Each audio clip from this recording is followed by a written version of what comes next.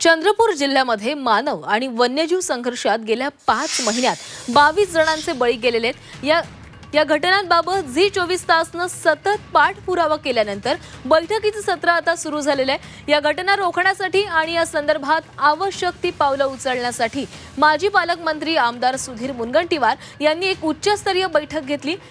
तेंदूपानं तोडणी आणि मोहफूल वेचण्याच्या या हंगामामध्ये हजारो नागरिक जंगलामध्ये प्रवेश करत असतात। या दरम्यान या घटना अधिक संख्येमध्ये झालेल्या आहेत।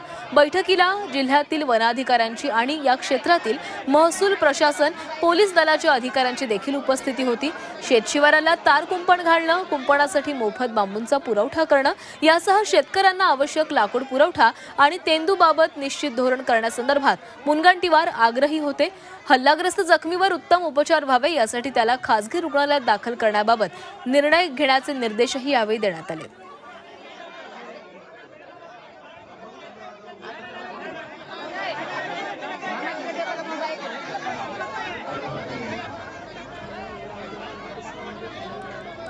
वन्य प्राण्यांच्या हमल्यामध्ये ज्या काही गायी किंवा पालतू जनावरांचं नुकसान होतं त्याची मदत तातडीने करणे, एखाद्या व्यक्तीवर हमला झाल्यानंतर त्याला खाजगी दवाखान्यामध्ये या संदर्भामध्ये ॲडमिट करण्याची व्यवस्था करणे, अशा विविध विषयावर चर्चा झाली आहे। आणि मॅन ॲनिमल कॉन्फ्लिक्टमध्ये हा जो जीव जातो त्याबद्दलची गंभीरता लक्षात घेऊन आज सर्व अधिकाऱ्यांसोबत आपण बैठक घेतली।